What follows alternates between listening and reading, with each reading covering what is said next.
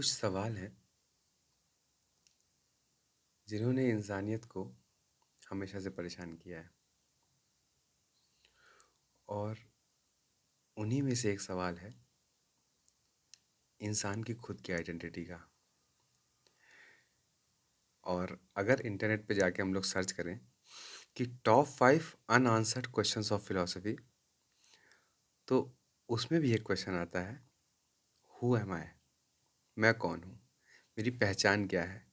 ये कहाँ से शुरू हुई हुई है बात? तो इस क्वेश्चन को अच्छे से समझने के लिए, इस क्वेश्चन को अच्छे से ग्रास्प करने के लिए एक कहानी सुनते हैं। और ये कहानी एक थॉट एक्सपेरिमेंट है जिसका नाम है ship of Theseus. Ship of thesis की कहानी ऐसे है कि एक आदमी है, इसका नाम थीसियस है, और इसकी एक शिप है जो कि टाइटल से एपेरेंट है। लेकिन मज़ा तब है इस कहानी का, ये कहानी का क्रक्स तब से शुरू होता है जब इस कहानी का मेन कैरेक्टर ही मर जाता है। तो थीसियस एक दिन मर जाता है और सारे शहर में हल्ला होता है कि थीसियस मर गया, थीसियस मर गया। तो सब लोग जाते हैं, पहुंचते, इकट्ठा होते हैं, सम्मिलित होते हैं। और सबको पता था थीसियस के पास एक बहुत ही प्राचीन, बहुत ही बढ़िया डिज़ाइन की उसने एक शिप बनाई हुई थी जो कि उसके गोडाउन में पार्क थी। तो सबको ये बात पता थी, और जब थीसियस मर गया तो ये जो शिप थी उसको लेके, उसको लाके म्यूजियम में रख दिया गया कि थीसियस बहुत बड़ा आदमी था, उसकी बनाई हुई शिप बहुत ही महान शिप है, तो इसको लाके म्यूजियम में रखा गया। लेकिन ओवर द ईयर्स ऐसा हुआ कि जो शिप थी उसके कुछ कुछ पार्ट्स कभी कभी सड़ जाते थे, कुछ ख़राब हो जाते थे, कुछ उनमें कीड़े वीड़े लग जाते थे, तो उनको, उन पार्ट्स को निकाल के नए प्लैंक्स लगा दिए जाते थे शिप में। और वो जो पार्ट्स ख़राब हो गए हैं उन पार्ट्स को लेके एक दूसरे कमरे में जाके रख दिया जाता था उनकी मरम्मत करके। अब ये प्रोसेस ओवर द टाइम चलती रही, और एक समय ऐसा आया जब उस शिप के सारे पार्ट्स, एक एक प्लैंक्स, ऊपर के टार्प्स, रेलिंग, सारी चीज़ें चेंज हो चुकी थी। पुराने जो जो टुकड़े थे उनकी मरम्मत करके उनको पीछे वाले कमरे में रख दिया गया था, और शिप में नए टुकड़े लगा दिए गए थे। लेकिन जब आखिरी टुकड़ा लगाया गया और इसका रिकॉर्ड रखा जा रहा था, जब आखिरी टुकड़ा लगाया गया तो जिस सुपरवाइज़र ने वो काम करवाया म्यूज़ियम में, उसको रियलाइजेशन हुआ कि शिप ऑफ थीसियस में अब थीसियस का बनाया हुआ कोई भी कंपोनेंट एग्जिस्ट नहीं करता है। थीसियस ने जो शिप अपने हाथों से बनाई थी उसमें जो जो टुकड़े लगाए थे, वो टुकड़े हम लोगों ने अब सारे निकाल दिए हैं, तो अब ये थीसियस की बनाई हुई शिप नहीं रही। ये बात लेके अपने सीनियर्स के पास गया, और उन अपने सीनियर से उसने बोला कि अब क्या इस शिप को इस म्यूज़ियम में रखने की ज़रूरत है? वैसे भी इतनी जगह खा रही है ये शिप, हम लोग दूसरी जगह चीज़ रख सकते हैं, क्योंकि अब ये थीसियस की शिप नहीं बची, इसके हम लोग सारे पार्ट्स चेंज कर दिए। म्यूज़ियम में तो हम लोग पुराने पार्ट्स रखते हैं, लेकिन ये शिप तो अब उसकी आइडेंटिटी वो नहीं बची जिस आइडेंटिटी से इसको हम लोग यहाँ लाए थे। ये बात इसके सीनियर्स को बड़ी कंफ्यूजिंग लगी। सब आए वहाँ पे, डिस्कशन हुआ, और आखिरी में उन लोगों ने बोला कि नहीं नहीं, ये तो फालतू की बात है, और जो शिप है वो तो रहेगी ही, इसको शिप से निकालने का कोई मतलब नहीं है, म्यूज़ियम से निकालने का कोई मतलब नहीं है। तो उसी रात उस म्यूज़ियम के जो सुपरवाइज़र था, उसने जो पुराने टुकड़े थे अपने एम्प्लॉयज़ को इकट्ठा किया, और पुराने टुकड़ों से जो पीछे कमरे थे उनको इकट्ठा करके एक और शिप बना दी। अब जब अगले अगले दिन उसके सीनियर्स आए तो उन्होंने देखा कि सेम डिज़ाइन की, सेम लुक की दो शिप्स खड़ी हैं जहाँ पे एक शिप हुआ करती थी। तो ये देख के उन्होंने पूछा कि भाई ये क्या माजरा है यहाँ पे? तो वहाँ पे उसने बताया कि ये जो दूसरी शिप खड़ी है ये थीसियस के ओरिजिनल पार्ट से बनी है, जिनको थीसियस ने खुद यूज़ किया था पार्ट्स को। और ये शिप वो है जिसको आप लोगों ने कल डिनाई कर दिया था कि नहीं नहीं, यही थीसियस की ओरिजिनल शिप है, और इसी को म्यूज़ियम में रहना चाहिए। और अब आप लोग बताइए कि इन दोनों में से किस शिप को हम लोग को म्यूज़ियम में रखना चाहिए? और इस बात का आंसर दिया जाए इसके पहले इस क्वेश्चन को हम लोग रिलेट करते हैं अपने क्वेश्चन से कि हु एम आई, ये ह्यूमन आइडेंटिटी की यहाँ पे बात हम लोगों ने उठाई थी। और ये शिप का जो मेटाफर है, शिप का जो एग्जांपल है, इससे अगर रिलेट करें तो ह्यूमन बॉडी की जो सेल्स है ये भी अराउंड 7 से 10 सालों में सारी सेल्स जो है एक्सचेंज हो जाती हैं। तो 10 साल पहले आपके शरीर में जो भी एटम्स, जो भी मॉलिक्यूल्स, जो भी चीज़ें एग्जिस्ट करती थी, जितना भी मैटर आपके बॉडी के स्पेस में था, वो स्पेस अभी भी ऑक्यूपाई आप कर रहे हैं, लेकिन सारा मटेरियल चेंज हो चुका है। एक एक एटम मॉलिक्यूल रिप्लेस होके नए एटम और मॉलिक्यूल आपके उस स्पेशल स्पेस में आ चुके हैं जिसको आप अपना शरीर बोलते हैं। तो क्वेश्चन यहाँ पे उठाने लायक ये है कि अगर सारी चीज़ें चेंज हो गई तो मैं क्यों बोलता हूँ कि मैं पैदा जो हुआ था वो भी मैं ही था, 10 साल की उम्र में भी मैं ही था, 20 साल की उम्र में मैं ही था, 50 साल की उम्र में मैं ही हूँ। मैं ही हूँ। मैं मतलब इसका सेंस ये बनता है कि जिस चीज़ को हम लोग आइडेंटिटी बोलते हैं, जिस चीज़ से खुद को रिलेट करते हैं, वो मैटर नहीं हो सकता, क्योंकि मैटर तो एवर चेंजिंग है। सारे एटम्स और मॉलिक्यूल्स हम लोग के शरीर के एवर चेंजिंग है, पर फिर भी कुछ कोई एलिमेंट ऐसा है आइडेंटिटी का जो इस डिस्ट्रक्शन को सरवाइव कर कर जाता है। वो क्या हो सकता है? वो एलिमेंट क्या है? अब यही क्वेश्चन है आइडेंटिटी का, यही basic unanswered questions of so called unanswered questions of philosophy है। पर इसका ऐसा नहीं कि आंसर नहीं दिया गया। मतलब एकेडमिक पॉइंट ऑफ व्यू से अगर हम लोग देखें तो भी इसका आंसर लोगों ने कोशिश की है देने देने की, लॉजिकली, और कुछ तिगड़म भिड़ाया है बेसिकली। लेकिन अगर आप उसको जेन्युइनली पढ़ेंगे तो आपको सेटिस्फैक्शन नहीं होगा। जिस तरह से, जिस एक्साइटमेंट से क्वेश्चन आपको ग्रैब करता है, उसका आंसर आपको उतना सेटिस्फाई नहीं करता है।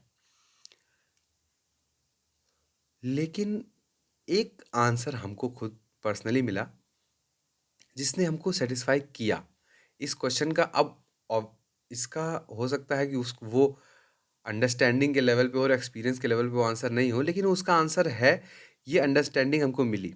इस बात का आंसर है कि वो एलिमेंट कौन सा है आइडेंटिटी का जो सरवाइव कर जाता है इस बॉडी के डिस्ट्रक्शन को भी।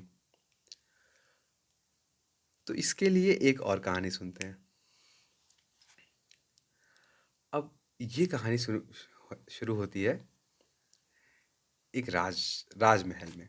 एक राजा हैं, बहुत ही दयालु, बहुत ही करुणावान और बहुत ही पराक्रमी, जिनका नाम है राजा जनक।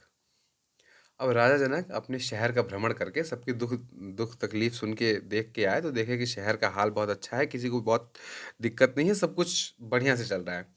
और इसी रिलैक्सेशन में, इसी आराम में राजा जी अपना खाना वाना खा के, और मतलब खाना वाना खा के अपने कक्ष में जाके विश्राम करते हैं, लेटते ही हैं कि एक सिपाही दौड़ के आता है और राजा जी से कहता है कि जनक जनक राजा, युद्ध हो गया है। बगल वाले राजा ने हम लोगों के राज्य पे अटैक कर दिया, और अगर हम लोग अभी तुरंत नहीं गए तो सामने वाला राजा हम लोग की नगरी को जीत जाएगा।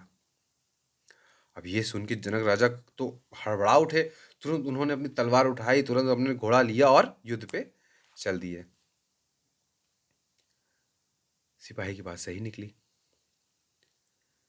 वो राजा, जनक राजा को पहुंचते पहुंचते देर हो गई, जनक राजा की सेना को पहुंचते पहुंचते देर हो गई, और दुश्मन की सेना इनके नगर को कब्जा कर लिया और इनकी सेना को हरा दिया। अब जनक राजा को जब पेश किया गया सामने वाले राजा के सामने, तो पूछा गया कि क्या किया जाए इनके साथ।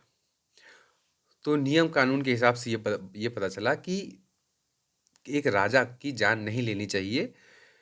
तो इस चीज़ पे दूसरे राजा ने जनक राजा पे दया की और उनको बोला कि ठीक है, हम आपकी जान नहीं लेंगे, लेकिन आपको इस देश से, इस शहर से, इस नगरी से निकाला जाता है। अब आप यहाँ रह नहीं सकते, भले आप यहाँ के राजा थे।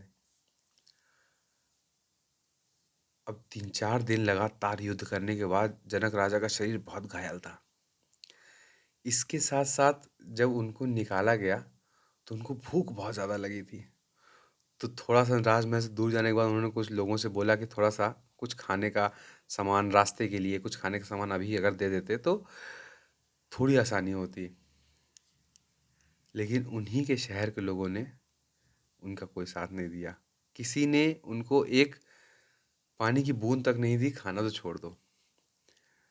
ये इस चीज़ की तड़प जनक राजा को सबसे ज़्यादा कष्ट दी कि जिस जनता के लिए हमने सामने के राजा से लड़ाई कर ली, अपनी जान तक देने को हम तैयार थे, वो जनता हमको एक निवाला, एक वक़्त का खाना देने को तैयार नहीं है।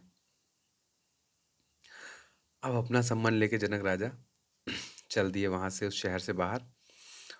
और बहुत समय तक, बहुत देर तक चलते हुए जनक राजा को पता नहीं चला कि कब दिन हो रही है, कब रात हो रही है, कब क्या हो रहा है। वो किसी तरह अपने जीवन को बचाते हुए अपने देश की, अपने जो राज्य है उसकी सरहद को पार करते हैं, जहाँ पे दूसरी सरहद में उनको कोई शक्ल से नहीं पहचानता था। और जब वहाँ गए और दूसरे शहर में उन्होंने एक मंदिर के बाहर भिखारियों को खाना खाने की उनकी लाइन देखी भिखारियों की, तो चमक आ गई जनक राजा के चेहरे पे। दौड़ के गए, उस लाइन में लग गए कि अब कुछ दिनों में पहली बार एक अन्न का निवाला जाएगा मुंह में। तो भगवान का उन्होंने बहुत बहुत शुक्रिया अदा किया और एकदम उस नमन और जप में सीधे खाने पे ध्यान देते हुए सारे अपने दुख दर्द भूल के अब लाइन में धीरे धीरे आगे बढ़ने लगे। अब उनका नंबर आया, लेकिन तब तक खाना खत्म हो चुका था। अब जनक राजा उस पे कुछ बोल पाए, कर पाए, तब तक जो आदमी था उन्होंने देखा कितना परेशान आदमी है ये, क्योंकि जनक राजा की हालत तब तक राजा वाली बची नहीं थी। वो भिखारी ही लग रहे थे। तो उनको जो आदमी खाना सर्व कर रहा था, जो खाना बाँट रहा था, उसने देखा कि जनक राजा जो हैं वो एक भिखारी ही दिखे उस आदमी को। तो उसने दया करके जनक राजा से बोला कि ठीक है, आप परेशान मत होइए, ये जो बर्तन है मेरा, इसको हम काँच के इसका पानी निकाल के आपको दे देते हैं, तो थोड़ा शायद उसी से आपका कुछ राहत हो, कुछ आपका मन भरे। जनक राजा ने हाथ जोड़ के बोला, बिल्कुल, जो हो सके थोड़ा बहुत आप कृपा करके मेरी तरफ बढ़ा दीजिए, उसको हमको प्रदान कर दीजिए। अब जब उस आदमी ने वो सब काँच के निकाल के एक दोने में डाल के जनक राजा को दिया और जनक राजा एक कदम बगल हट के उसको पीने ही वाले थे कि एक चिड़िया आई और जनक राजा के उस दोने पे पंजा मार के उसको भी गिरा दिया। जनक राजा अपने घुटनों पे आ गए और फूट फूट के आंसू बहा बहा के ऐसा रोए हैं, ऐसा रोए कि उनकी आत्मा उनके शरीर से बाहर निकलने को थी। तब से एक सिपाही आया, बोला जगाया कि जनक राजा, क्या हो गया आपको, क्यों इतना पसीना आ रहा है? जनक राजा ने आंख खोल के देखा उसको, उसके पीछे की दीवारें देखी, अगल बगल की का माहौल देखा, अपना बिस्तर देखा और उनको समझ में आया कि उनके साथ क्या हुआ है अभी। फिर सिपाही ने पूछा कि राजा जी, क्या हो गया आपको? ये सच या वो सच, सिर्फ इतना ही बोल पाए जनक राजा।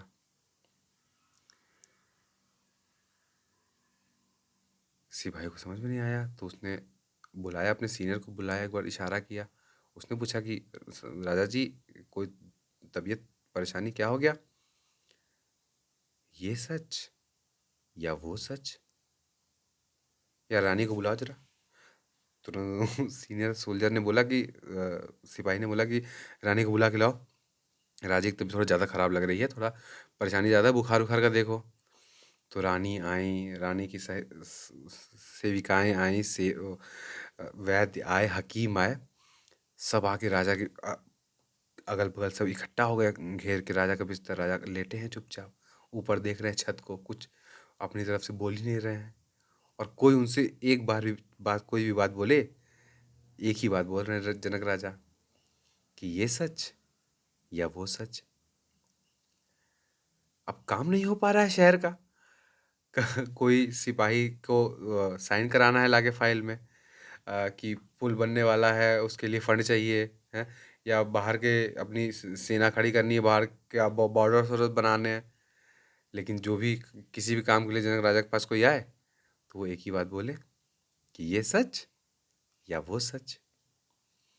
कई दिन तक ये कार्यक्रम चला और स्थिति इस तरह से बिगड़ने को आ गई कि कुछ लोग शहर छोड़ के जाने लगे कि जिस शहर का राजा ही पागल हो गया हो, उस शहर में तो चीज़ें हो ही नहीं सकती। ना बाहर के कोई लोग आ पा रहे हैं, ना शहर के लोग दूर कहीं जा पा रहे हैं, ना सेना कहीं भेजी जा पा रही है, कुछ काम ही नहीं हो रहा है, सब ठप पड़ा है।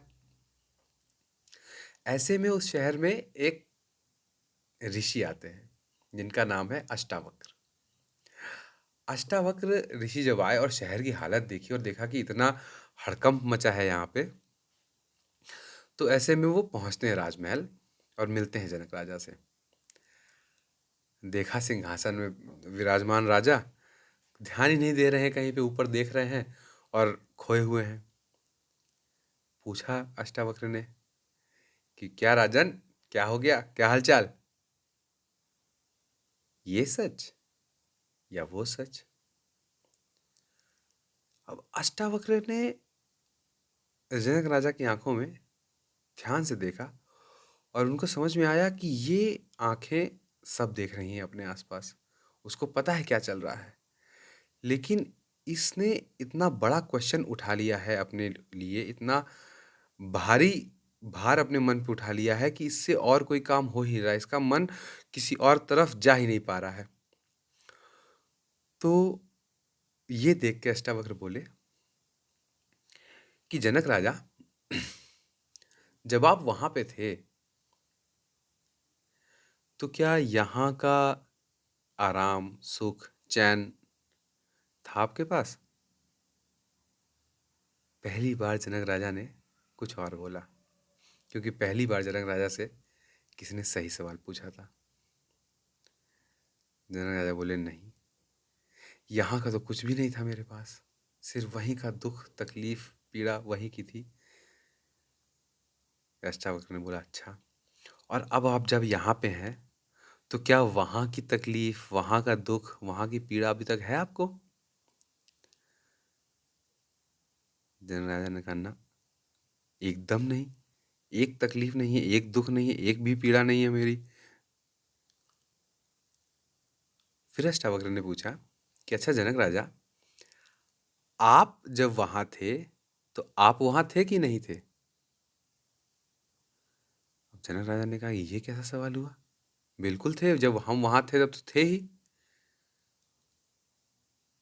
और अब आप जब यहाँ हैं, अष्टावक्र ने पूछा, तो आप यहाँ हैं कि नहीं हैं? फिर जनक राजा कंफ्यूज हुए कि हाँ, अब यहाँ है तो यहाँ है ही, ये क्या पूछना चाह रहे हैं? तो अष्टावक्र बोले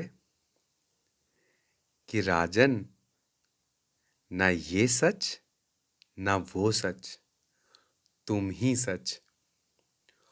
और ये जवाब है हमारे इनिशियल क्वेश्चन का कि हु एम आई।